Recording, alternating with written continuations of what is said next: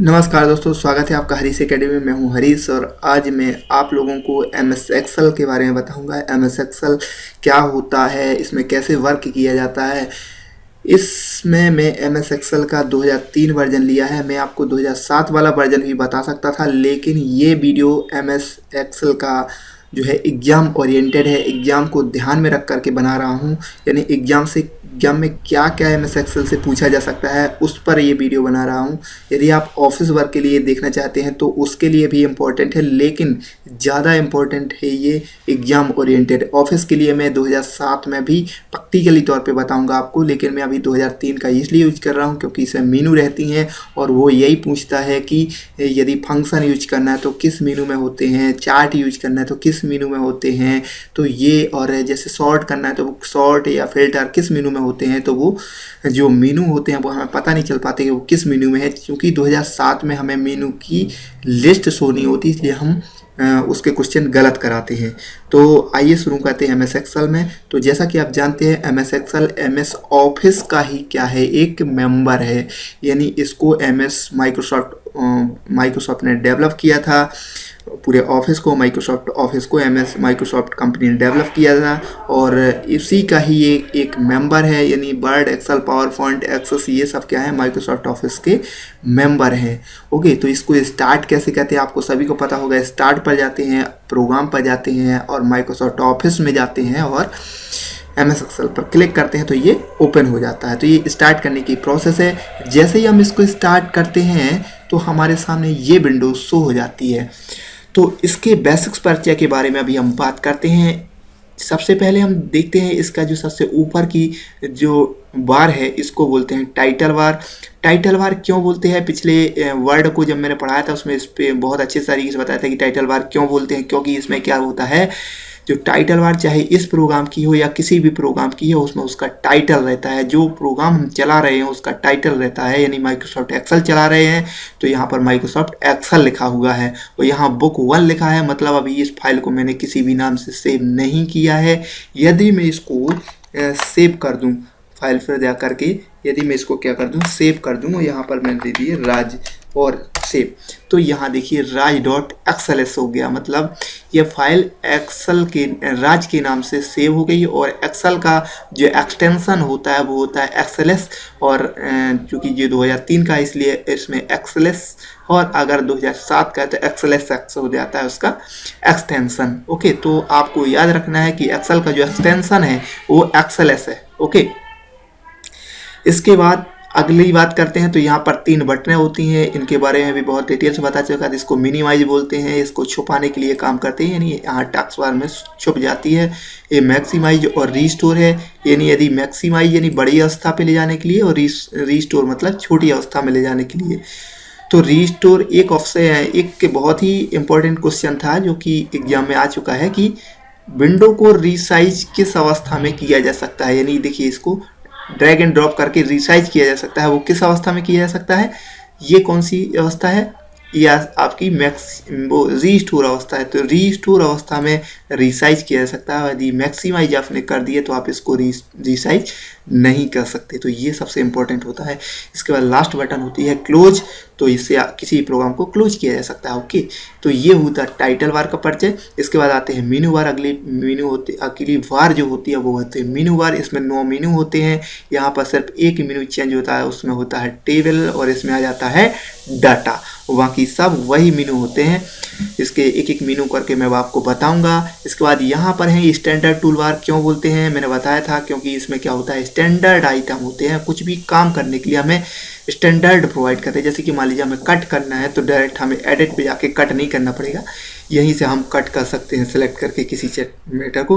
तो ये कट कर सकते हैं, कॉपी कर सकते हैं, पेस्ट कर सकते हैं और सेव कर सकते हैं, ओपन कर सकते हैं, ये सब सॉर्ट कर सकते हैं। यहाँ पर ये नए ऑप्शन आ जाते हैं। सिग्मा यानी जोड़ना होता है। यदि मान लीजिए यहाँ पर 10 20 है और इसको मैं जोड़ना चाहता हूँ तो ये एक एक्स्ट्रा कॉलम सेलेक्ट करके सिग्मा दबा देंगे तो यहाँ पर इसका क्या हो जाता है, टोटल हो जाता है। तो ये क्या होता है, ये एडवांस ऑप्शन होते हैं, यहाँ पर स्पेशल ऑप्शन होते हैं, इसलिए इनको बोलते हैं स्टैंडर्ड टूल बार। ओके, इसके बाद यहाँ पर है ये फॉर्मेटिंग टूल बार, जैसा कि उसमें भी थी। तो इसको क्या कर सकते हैं, हम किसी टेक्स्ट को सजा सकते हैं, फॉर्मेट कर सकते हैं, इसलिए इसको बोलते हैं फॉर्मेट टूल बार। ये पिछले वर्ड में यदि आपने वर्ड का वीडियो नहीं देखे तो पहले आप वर्ड को पढ़ें, क्योंकि मैं इसमें कई चीज़ें स्किप करूँगा। मैं यहाँ सेव करना, सेव एज करना ये नहीं बताऊँगा, यहाँ मैं कॉपी करना, पेस्ट करना ये सब चीज़ें नहीं बनाऊँगा, क्योंकि जो इसमें है वही उसमें है।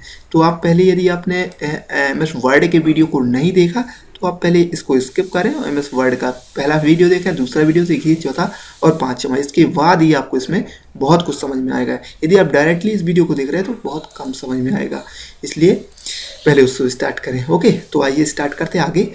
इसके बाद इसमें एक नई टूल बार आती है, इसको बोलते हैं फॉर्मूला बार। क्या बोलते हैं? Formula bar. क्यों बोलते हैं? क्योंकि यदि हम कोई भी एक्सेल में फॉर्मूला लगाते हैं, क्योंकि एक्सेल का वर्क ही होता है मैथमेटिकल कैलकुलेशन करने के लिए। एक्चुअली MS एक्सेल का उपयोग मैथमेटिकल कैलकुलेशन करने के लिए किया जाता है और टेबल बनाने के लिए भी इसका यूज बहुत ज़्यादा किया जाता है। तो यहाँ पर देखिए मैंने एक फार्मूला लगाया था कि यहाँ से यहाँ तक का टोटल आ जाए। यहाँ मैंने यदि 5 कर दिया तो देखो यहाँ 35 हो गया। मतलब यहाँ पर मैंने एक फार्मूला लगाया है कि यहाँ से यहाँ जितने भी वर्ड लिखूँ उन सब का टोटल यहाँ पर आ जाए। तो यहाँ देखिए मैंने क्या किया, मैंने यहाँ एक फार्मूला लगा। तो फार्मूला पर यहाँ पर जैसे क्लिक करता हूँ तो ये बता देता कि इसमें कौन सा फार्मूला लगा है। कौन सा लगा है? सम लगा है। सम I7 यानी यहाँ से और I9 यानी यहाँ तक। I देखो I ये है और 9 10 में उसका योग है और कहाँ तक लगा है? 9 तक। ओके, तो ये इसको बोलते हैं फार्मूला बार। अभी मैं बताता हूँ कॉलम क्या होता है, रो क्या होते हैं। तो इसको बोलते हैं फार्मूला। इसके बाद यहाँ पर आपको थोड़ा और नीचे आए तो ये क्या होती है? Work area. यहाँ पर आपको वर्क एरिया प्रोवाइड किया जाता है काम करने के लिए, यहाँ आप काम कर सकते हैं। ओके, इसके बाद यहाँ पर आपको 3 सीटें प्रोवाइड की गई हैं। किसी भी सीट को आप अलग अलग काम करने के लिए यूज कर सकते हैं। इसके बाद यहाँ आप इस सीट में देख रहे हैं बहुत सारे ऐसे रो हैं और कॉलम है। ये कॉलम है और ये रो है। जो वर्टिकल होते हैं वो कॉलम होते हैं और जो हॉरिजॉन्टल होते हैं वो रो होती हैं। तो कॉलम की संख्या कितनी होती है? 265 होती है। सॉरी, कॉलम की संख्या MS एक्सेल में 256 होती है और रो की संख्या जो होती है 65,536 होती है। 65,536 रो होती हैं और 256 कॉलम होते हैं। और इसके बाद इन सभी रो और कॉलम को मिलाकर ये सेल का, ये जो डिब्बा आपको दिख रहा है, इस डिब्बे को बोलते हैं सेल। तो रो और कॉलम को मिलाकर इस सेल का निर्माण होता है। और ऐसे जब कई सेल मिलकर बनते हैं तो इससे बनते हैं एक सीट। यानी रो और कॉलम का कलेक्शन सेल और कई सेल को मिलाकर के एक सीट का निर्माण होता है। तो ये कई बार क्वेश्चन आ चुका है कि रो और कॉलम के कलेक्शन से किसका निर्माण होता है? तो सेल का निर्माण होता है, ध्यान रखना। और कई सेल मिलकर के एक सीट बनाते हैं और कई सीटें मिलकर के, ऐसे बहुत सारी सीटें ओपन कर सकते हैं। तो कई सीटें मिलकर के वो क्या बनाती है? एक वर्क बुक। तो यहाँ आप जब इसको सेव करेंगे, यानी फाइल पर जाके जब इसको सेव करेंगे तो ये क्या हो जाती है? एक वर्क बुक बन जाती है।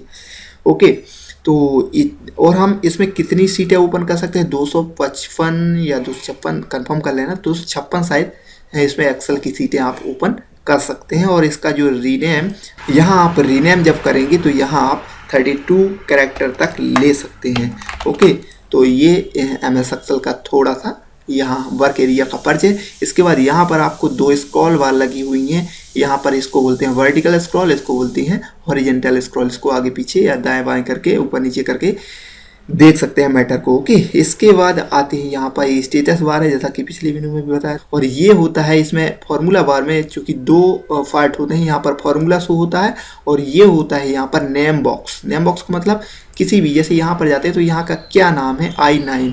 यहाँ का क्या नाम है? A कॉलम है और 3 रो है, तो A3 इसका नाम है।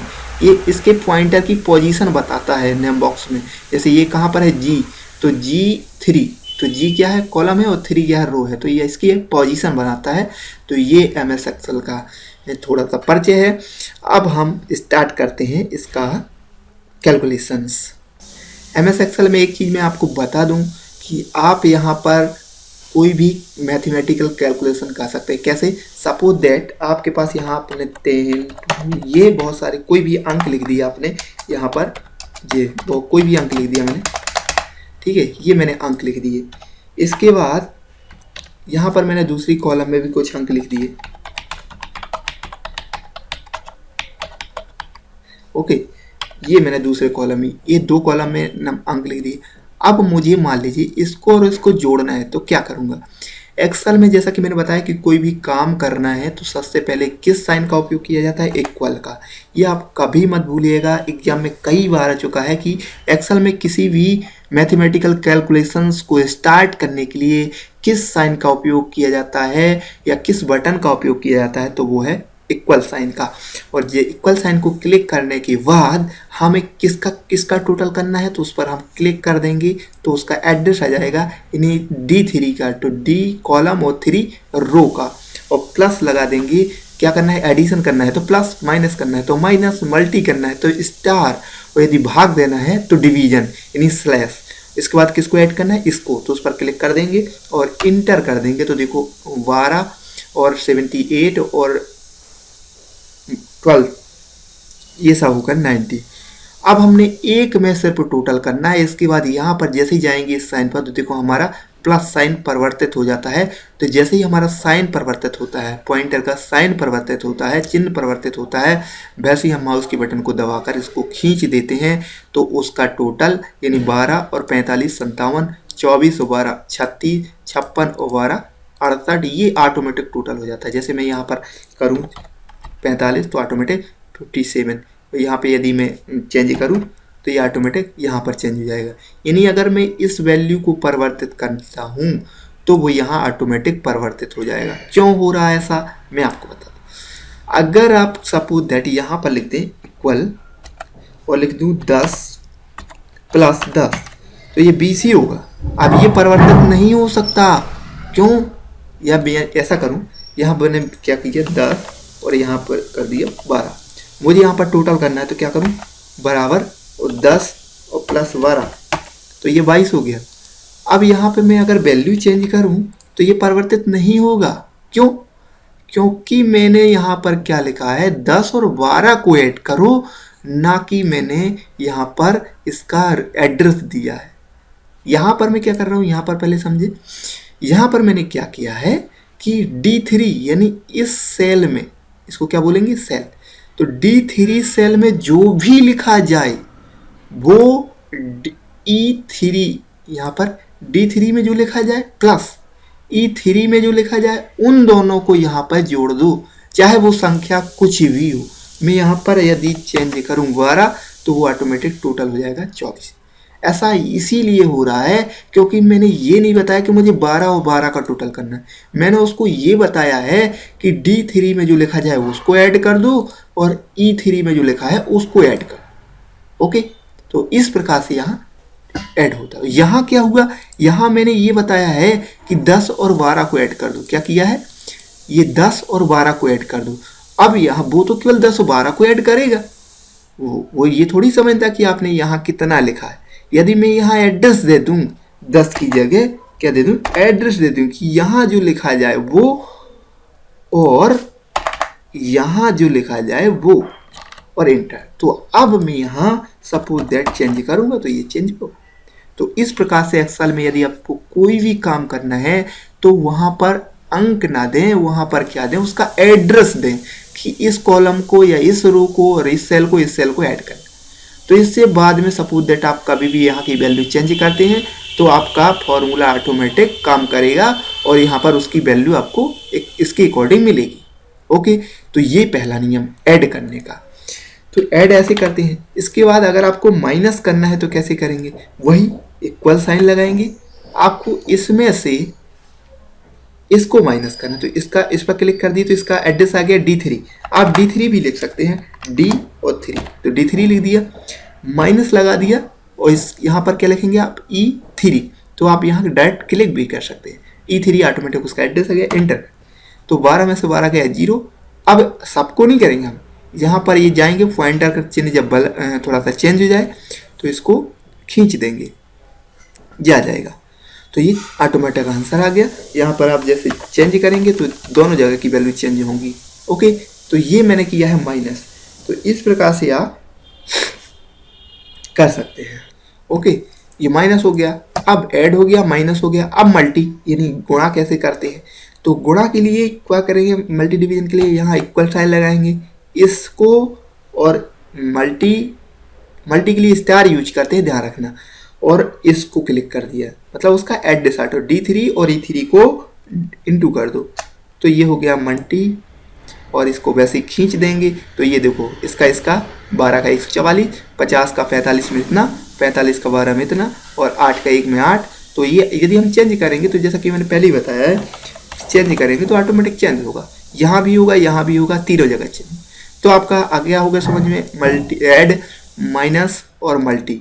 इसी प्रकार से डिवीजन, इक्वल साइन लगाओ, इसमें से डिवीजन के लिए स्लैश और ये और इंटर, तो ये इसमें से इसका भाग जाएगा तो इतना आ गया, इसको वैसे ही खींच देंगे तो ये हो गया डिवीजन। तो जोड़, घटाना, गुणा, भाग, आपको जब ये चीज़ें समझ में आ गई होंगी यदि, तो आपको सारी चीज़ें समझ में आ जाएंगी। अब मुझे मान लीजिए परसेंटेज निकालना है तो कैसे निकालूंगा, तो वही फॉर्मूला क्या है परसेंटेज का, ये हो गया जोड़, घटाना, गुणा, भाग। अब आपको मैं परसेंटेज बताता हूँ, परसेंटेज कैसे लगाते, परसेंटेज कैसे करते हैं। मान लीजिए आपको किसका प्रतिशत निकालना है, इसमें से इसका प्रतिशत निकालना है, यानी प्राप्ता कितना है और पूर्णांक कितना है और प्राप्त कितना हुआ है। तो कैसे निकालेंगे, इक्वल साइन लगाएंगे, प्राप्तांक बटे पूर्णांक और गुणे 100। तो अब आपको गुणा के लिए स्टार यूज करना है और भाग के लिए डिवाइड यूज करना है और एंटर कर देंगे, तो आपकी ये 8% आ गई। सपोज दैट, इसका एक अच्छा एग्जाम, यदि आपके 500 नंबर में से आपके 400 नंबर आए हैं, या 600 में से आपके 400 नंबर आए, तो आपकी कितनी परसेंट होगी। तो इक्वल साइन लगाएं, प्राप्तांक क्या होगा आपको 400 बटे पूर्णांक क्या था आपका 600 इंटू, तो स्टार और यहाँ 100 और इंटर, तो आपकी कितनी परसेंट बन गई 66.6।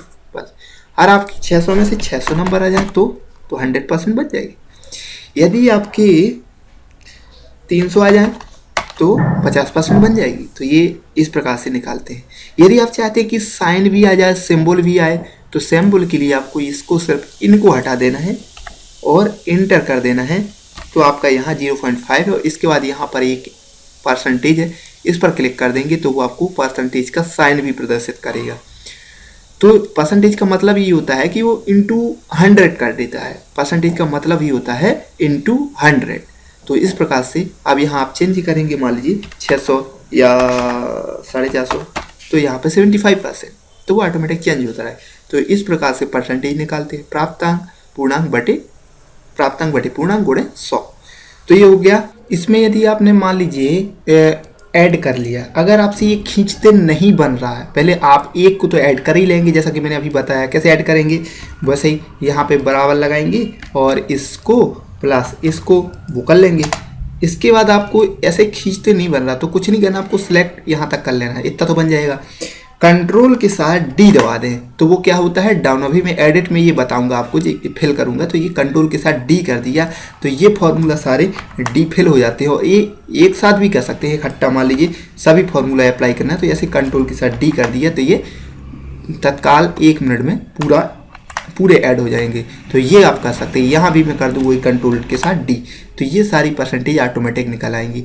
तो ये आप कर सकते हैं। ओके, तो ये शॉर्टकट है। अभी मैं जब ऑफिस वर्क बताऊंगा तो इसको बहुत ही अच्छे तरीके से बताऊंगा। इसके बाद सपोज दैट आपको इसकी टेबल बनानी है, तो आगे यदि आप इसको अभी प्रिंट करेंगे, यानी आप कंट्रोल पी दबाएंगे, आप अभी इसको यदि आप प्रिंट करेंगे तो कंट्रोल पी के साथ जब इसको देखेंगे तो प्रिंट प्रीव्यू, तो आपको देखिए यहाँ पर लाइन नहीं दिख रही, केवल पूरा कागज दिखेगा और ये अंक लिखे हुए। तो यदि आप इसमें लाइन लाना चाहते हैं तो सिलेक्ट करिए और यहाँ से ये बॉर्डर पर क्लिक कर दीजिए। अब जब आप इसका प्रिंट प्रीव्यू देखेंगे, तो देखिए आपको बॉर्डर भी दिख रही। ओके, तो इस प्रकार से इसको कर सकते हैं। ओके, तो इस प्रकार से आपने समझा जोड़, घटाना, गुणा, भाग और प्रतिशत। तो ये सारे जितने मैथमेटिकल कैलकुलेशन होते हैं वो मैं आपको बता चुका हूँ। यदि आपको कोई भी डाउट हो तो आप मेरे कमेंट बॉक्स में इसकी कमेंट कर सकते हैं और मैं आपको ज़रूर सलूशन दूंगा। अगर कंप्यूटर में किसी भी प्रकार का आपको कोई भी प्रॉब्लम है तो मैं आपकी पूरी हेल्प कर सकता हूँ। ओके, बस इसके बदले में आपको छोटा सा काम करना है कि जिन लोगों को ज़रूरत है उन लोगों को प्लीज़ इसको शेयर करें और यदि आपको मेरी वीडियो पसंद आ रहा है तो लाइक करना ज़रूर ना भूलें। और यदि आपने अभी मेरी चैनल को सब्सक्राइब नहीं किया है तो प्लीज़ चैनल को भी सब्सक्राइब कर लें, ताकि नेक्स्ट वीडियो जो मैं दूँ वो आपको मिल जाए। ओके, तो इस प्रकार से ये एक्सेल का मैथमेटिकल कैलकुलेशन है। अगले वीडियो में आपको इसके मेनू के बारे में बताऊंगा, file, edit, view, insert, format, tool, table और विंडो, जो कि एग्जाम के लिए काफ़ी इंपॉर्टेंट है, और ये तो इम्पोर्टेंट है ही है। तो थैंक यू दोस्तों।